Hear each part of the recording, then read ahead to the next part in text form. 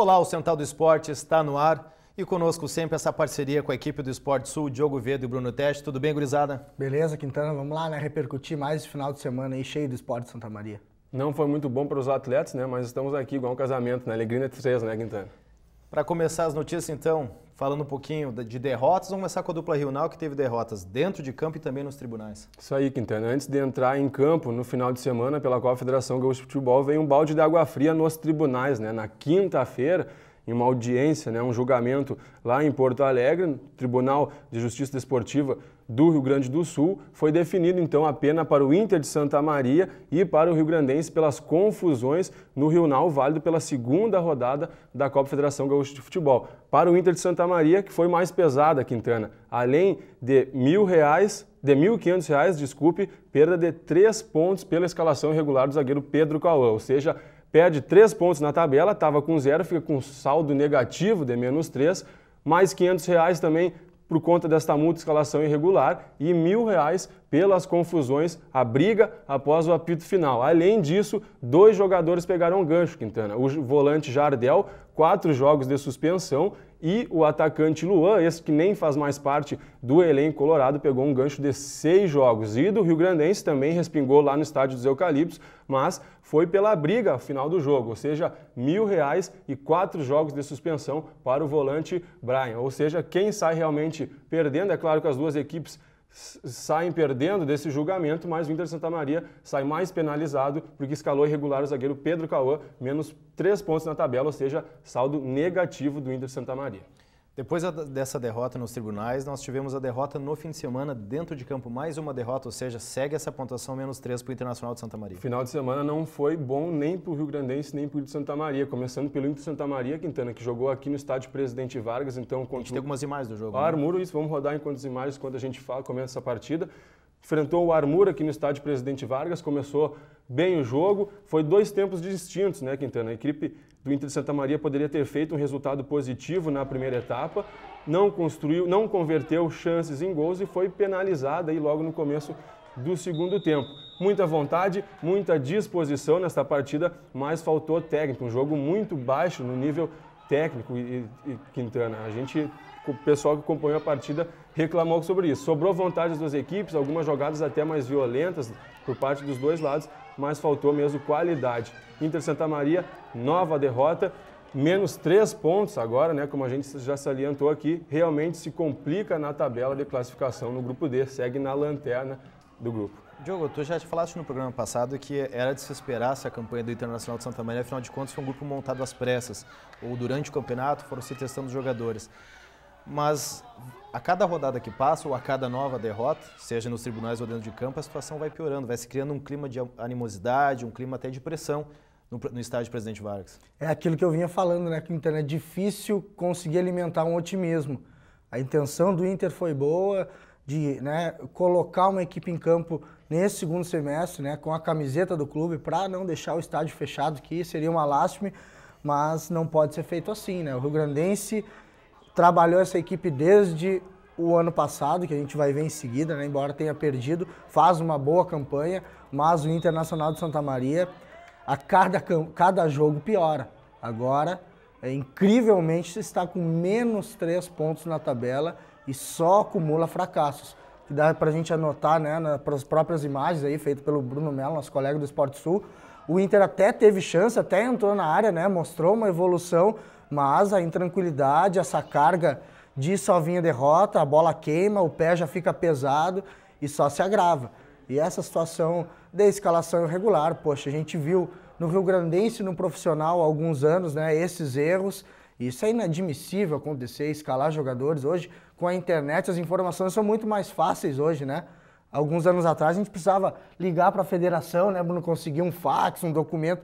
Hoje é BID, hoje todas as informações elas são disponibilizadas nos sites das federações, enfim, escalar jogador sem contrato, sabendo do regulamento, aí é para arranhar a imagem do clube, que agora vai ter que pagar R$1.500. A gente tem vários casos, como a Portuguesa, no Campeonato Brasileiro ano passado, que foi rebaixado, não pela campanha que fez, mas justamente pela escalação do jogador irregular. Tivemos agora, recentemente, o Novo Hamburgo, que estava se classificando na Copa do Brasil e foi eliminado depois de um empate ou de uma vitória heróica, foi eliminado justamente por a questão da escalação de um jogador irregular. E aí vem o Internacional de Santa Maria. Desse jeito, dessa maneira, é difícil terminar bem, né, Quintana? A gente sabe N exemplos no futebol. Para complementar isso que vocês vêm falando, dessa questão tanto administrativa quanto dentro de campo, vamos ver que o treinador do Internacional de Santa Maria, Thiago Pires, fala a respeito.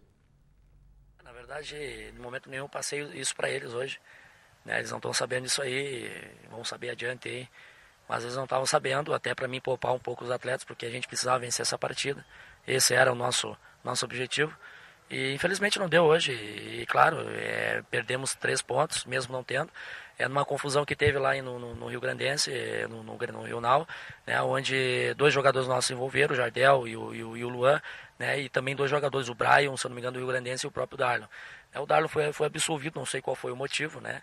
Aí temos o Brian, não foi o Darlon que foi absolvido, e o Brian não foi absolvido e pegou 6 jogos oficiais de suspensão. O nosso foi diferente, foi os 2, né, o Jardel e o Luan, com 4 jogos de suspensão, e ainda perdemos 3 pontos. E de cara ainda também complicou tudo, porque o Jardel era um jogador que era para estar aqui, um jogador que treinou anti-falta, principalmente de fora da área, pênalti também. Um jogador importante para nós acabou não estando aqui neste momento por esse motivo aí.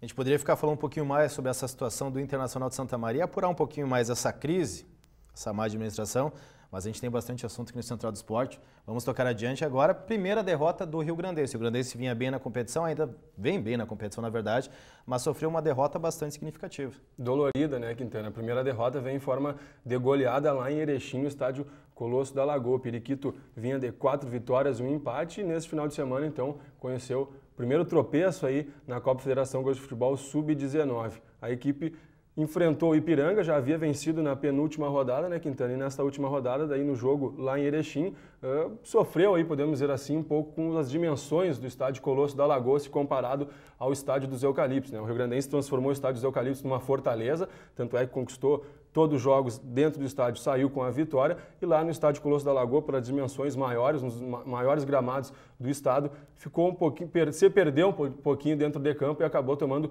5-1, né? Destaque para o único gol marcado pelo Rio Grandense, o meio atacante americano, que estreou com a camisa do Rio Grandense, e muito se fala em cima desse jogador. O fato é que não é uma derrota que tire os trilhos, a equipe dos trilhos, né, Quintana? Conversando com o próprio treinador Lucas Fossati, em seguida vamos escutar ele fala, não é uma derrota para se desesperar. Até é boa, a derrota cedo ou mais tarde iria acontecer, o problema é que vem em forma de goleado. Agora, isso que eu ia perguntar, o 5-1 não preocupa um pouquinho? Porque às vezes pode mostrar talvez alguma questão defensiva, alguma falha no sistema, que 5-1 é uma vitória bastante significativa. Usar uma frase que é um jargão, né? Se tinha uma hora para perder e que fosse agora, né? Com uma campanha boa e que sirva de alerta. Porque inclusive muitas vezes, não perdeu a liderança, né? Continua porque na liderança. Muitas vezes uma própria derrota por 1-0 pouco te ensina. Essa goleada para realmente, opa, peraí, a gente, né, botar de repente o pé no chão ou concentrar, avaliar melhor os erros, porque a derrota ensina muito mais que as vitórias, né? Então uma goleada dessa eu até comemoro, até porque agora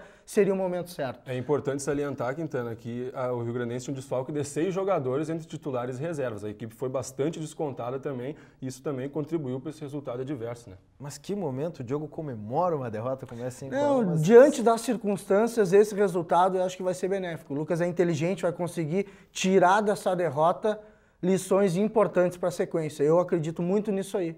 Vamos ver o que o técnico Lucas Fossati fala a respeito. Será que ele comemora essa derrota? Vamos lá. É complicado você falar quando você perde, complicado, mais complicado ainda quando é uma derrota de 5-1. Uma equipe que vinha bem e um jogo desmoronou. Mas bem como tu disseste, espero que seja apenas esse jogo, não a derrota, porque a derrota vai acontecer, mas da forma como foi, espero que seja só essa na competição. Aconteceu, nós não jogamos bem, o treinador da equipe não foi bem, a equipe não foi bem, e infelizmente aconteceu dessa forma de tomar 5-1.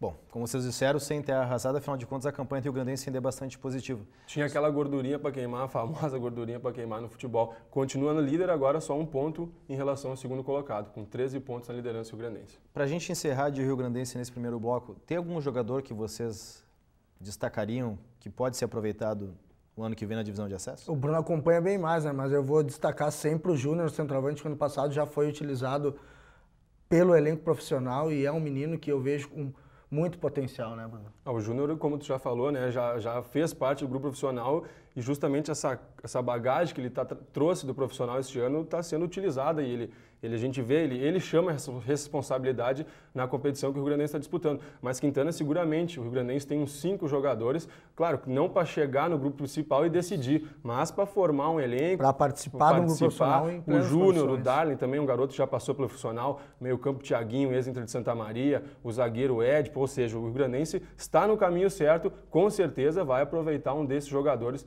no próximo ano, na próxima divisão de acesso. Bacana, então falando ainda de futebol, mas agora do Novo Horizonte, que também, infelizmente, acabou perdendo na disputa dos pênaltis, está fora desse primeiro turno do Estadual Sub-15? Isso, categorias de base ainda, né? O Novo Horizonte, que é o clube aqui de Santa Maria que representa a cidade no estadual, no Oligafc, né? Primeira divisão do futebol gaúcho. E na sexta-feira, perdeu no Sub-13 a semifinal para o Grêmio Porto Alegre, treinado pelo Joser Dalmolin. E aí no domingo, aqui em Santa Maria, semifinal contra o Juventus de Teotônio. A gente está vendo algumas imagens do jogo. O Novo Horizonte foi bem na partida, mas uma coisa bonita de se ver que então, os meninos de 15 anos de idade, mas com uma maturidade, uma leitura de jogo, que a gente conseguia perceber nos dois times que os meninos tiveram aquilo que a gente chama de base. Botava a bola no peito, no chão, buscava o jogo e muito bem taticamente. A partida acabou 0-0 e a gente está vendo a cobrança das penalidades que, por fim, depois de um 4-4 na primeira série de 5, né?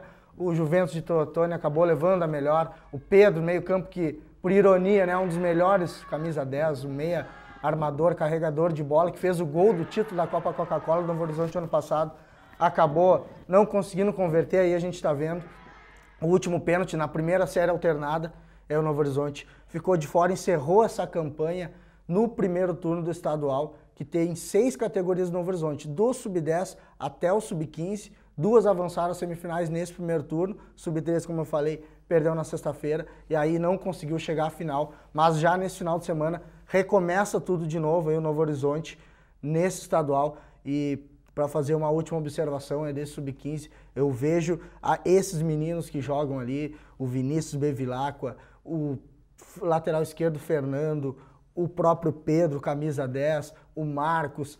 Poxa, essa meninada, eu acredito que muitos deles vão ser bons jogadores profissionais, porque realmente com 15 anos eles mostram uma maturidade, mostram o domínio de fundamentos e uma leitura de jogo que é muito bacana assistir esses jogos do Novo Horizonte. Esse trabalho que a gente nota no Novo Horizonte muitas vezes é o que falta na dupla Rio-Nau, né?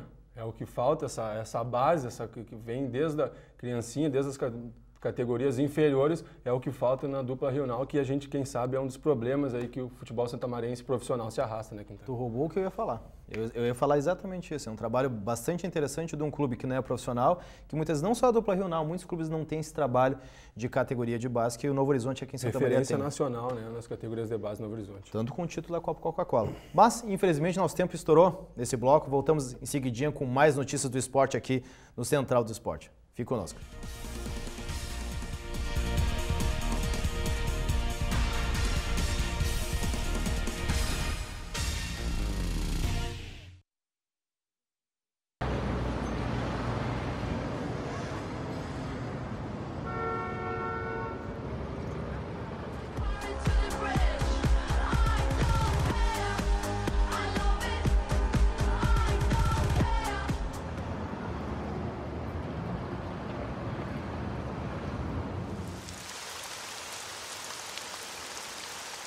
Há situações que acontecem além do mundo virtual. Desligue-se e não compartilhe esse vídeo. Oi, eu sou Marcelinho. Eu tenho algo para contar a você. O meu amigo é um leão, mas as pessoas duvidam disso. Já tentei convencer a todos, mas eles não acreditam. Será que eles não conhecem o São Brás? Se eles conhecessem, poderiam fazer novos amigos também, assim como eu. Faça a sua parte, adote um amigo. Segundo o INCA, há em torno de 500 mil pessoas com câncer no Brasil. Estima-se que em torno de 70% das crianças com câncer podem ser curadas. O estado tem apresentado um declínio em óbitos por câncer entre as crianças. Infelizmente, o câncer ainda não tem cura, mas podemos amenizar a situação. Por isso, pedimos a sua ajuda. Seja um amigo do CAC, apoie essa ideia e ganhe um selo do projeto. As doações podem ser feitas através de contas bancárias ou no local. Mais informações, acesse o site ou ligue 3226 4949. Empresa amiga tem este selo, tem o seu.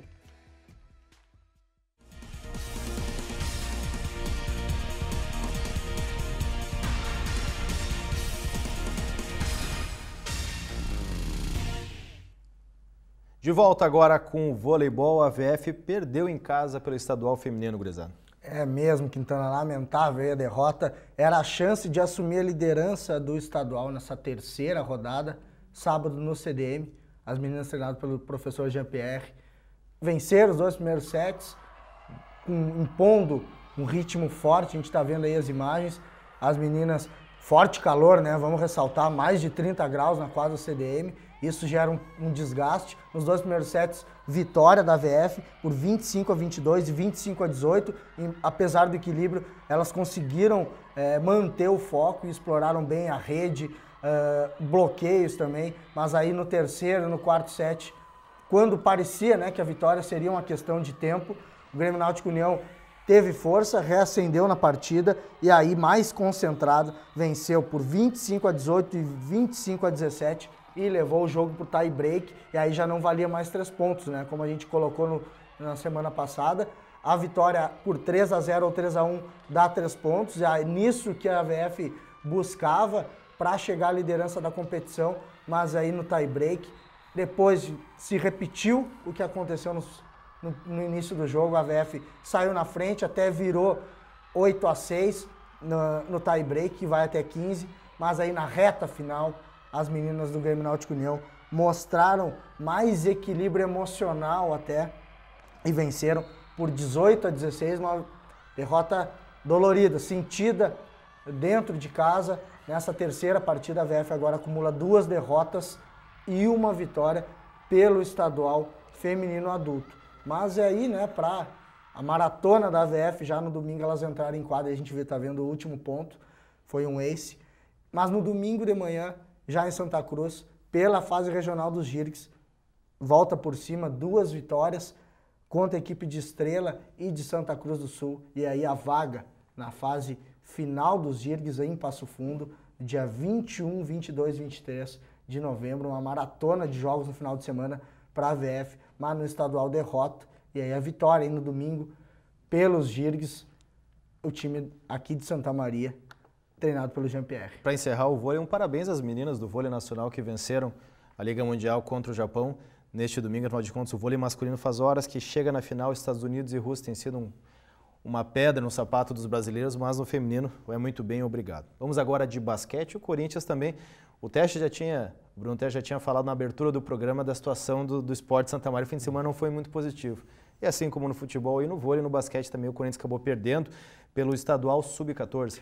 O feminino, as meninas treinadas pelo Paulo Giordano entraram em quadra aqui em Santa Maria. A competição são 3 etapas, reunindo 8 equipes. E aí o que acontece? Nessa segunda etapa, que foi aqui em Santa Maria, sexta, sábado e domingo, 3 jogos para as meninas aqui de Santa Maria e 3 derrotas, né? A derrota para o Fly Boys de Candelária, 57-22 na sexta-feira, para o CR Esportes de Osório por 48-9 no sábado, e no domingo derrota para o Colégio Anchieta de Porto Alegre, 67-15, mas vamos ressaltar, né, 5 derrotas nessas 2 etapas. A última etapa em Porto Alegre, 26 e 27 de setembro. É uma equipe que o Paulo Giordano está formando, né? As meninas de 12, 13 anos estão começando a competir, então a gente tem que ter cautela para exigir muito delas contra equipes que já estão formadas há mais tempo. Então elas estão adquirindo experiência. Uma equipe do Corinthians que participa desse estadual para adquirir experiência, né? Ainda se moldando, ainda dá tempo ainda, né, então se moldando, porque o Corinthians também faz um trabalho de base forte, principalmente no masculino, e esse time feminino é para realmente, né, conseguir formar uma equipe para, quem sabe em 2015, 2016, brigar forte, assim como as equipes sub-14, sub-17 já fazem no estadual, que é treinado pelo Catila e pelo Pietro. No masculino aí, no caso, No né? masculino. Perfeito. Deixa algum comentário sobre o Corinthians, sobre o basquete?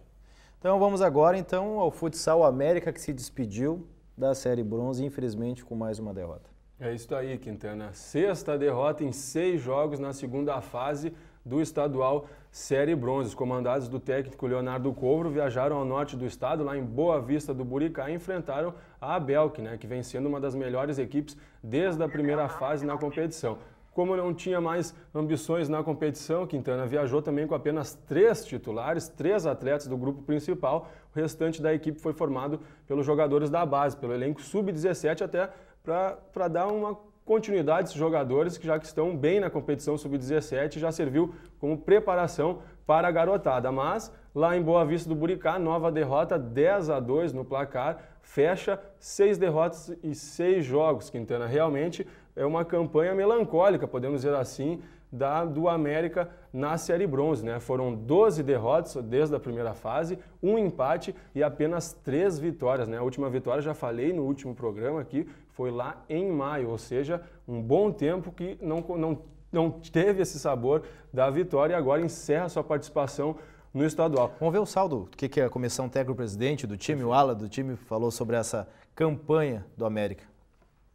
Fazia 10 anos que não tinha um time adulto na cidade. Esse ano ainda acabou de, infelizmente, né, tendo dois times na cidade, né, coisa que de repente a gente pode rever pro ano que vem, né, para tentar dar uma fortalecida, né, mas foi um ano de experiência, né, o ano que nós já sabíamos que a minha meta, né, como presidente, a meta do restante do pessoal, que seria pelo menos passar a primeira fase, né, para tentar vivenciar uma segunda fase para ver como é que vai ir o nível do estadual, né? Conseguimos atingir a primeira etapa, sabe? Sempre, claro que a gente sempre quer um pouquinho mais, né, mas acabou que não aconteceu devido a vários problemas que isso aí, a virtude de profissionalismo, virtude de falta de incentivo, falta de dinheiro, né?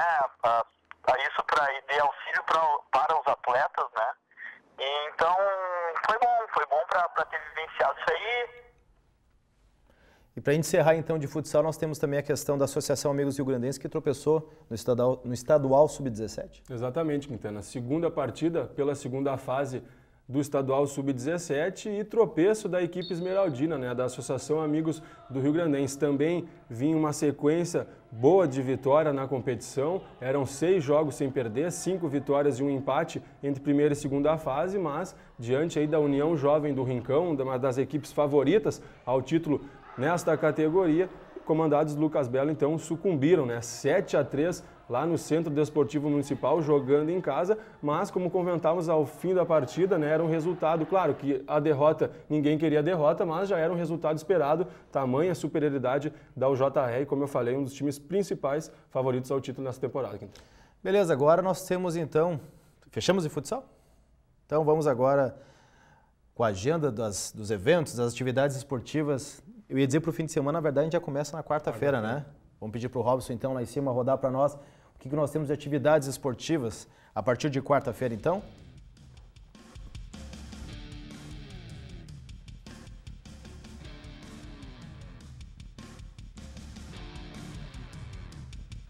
Na quarta-feira temos Rio Grandense e Inter de Santa Maria em campo, né, Quintana? Rio Grandense encara o Santo Ângelo no estádio dos Eucaliptos às 14 horas pela 7ª rodada da Copa Federação Gaúcha de Futebol Sub-19 e também na quarta-feira, mas lá em Panambi, no Complexo Piratini, o Inter de Santa Maria encara o Panambi às 19 horas, também válido pela 7ª rodada da Copa Federação Gaúcha de Futebol Sub-19.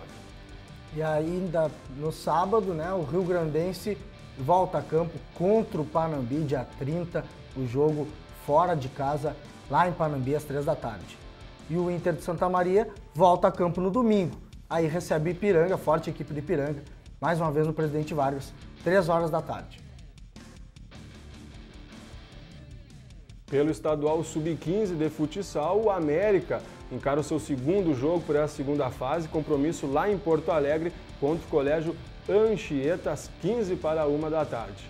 E pelo estadual sub-17 futsal, no sábado, a América enfrenta quem mesmo ali? Às 18 horas em Esteio. RBF, mas duelo em Esteio. E no domingão, Bertagnoli volta às pistas, nosso piloto aqui, busca mais um título na moto Velocidade, 31 de agosto, quarta etapa lá em Cascavel, no Paraná. E quarta etapa também do Gaúcho de Velocross no domingo. Em Dom Pedrito a gente tem atletas importantes aí, o Jordan Martini, Fernando Sanches vão acelerar em Dom Pedrito. Temos o Mundial de Judô na Rússia também, né? A partir desta terça-feira, a Maria Portela sobe nos tatames por equipe a partir do dia 29 de agosto. Bom, então, além de todas as atividades aqui na região, ainda temos motocross em Dom Pedrito para torcer pelos santamarenses, temos a Moto Velocidade para torcer pelo Bertagnoli e a Maria Portela lá na Rússia disputando judô. Quem quiser saber mais notícias e informações do esporte? Tem lá no esportesul.com, tem as notícias do campeonato de jiu-jitsu que envolveu santamarenses Copa Estrela, tem também a equipe Sobaque de Taekwondo que disputou o Gaúcho, tem informações de levantamento de peso supino, esportesul.com, e também vou aproveitar agora, né, agradecer a galera que na primeira semana aí compartilhou, curtiu aí nas redes sociais aí, recebi até SMS aí dizendo que assistiram aí, surpreendeu, isso nos alegra aí, obrigado galera que está acompanhando aí. Perfeito, então, gurizada. Obrigado por mais uma edição. O pessoal viu que é bastante corrida, é bastante informação, bastante notícia. Às vezes o tempo acaba ficando um pouco curto, mas essa é a ideia e a missão do Central do Esporte, deixar a população de Santa Maria e região bastante informada, bem informada, sobre todos os esportes da região, não só o futebol, né? Afinal de contas, o Esporte Sul, esse trabalho que os meninos realizam aqui na cidade, consegue contemplar todas as áreas e segmentos do esporte. Gurizada, obrigado, valeu. Até semana que vem. Até semana que vem com mais notícias do esporte. Isso aí, o Central do Esporte volta na próxima semana. Até lá.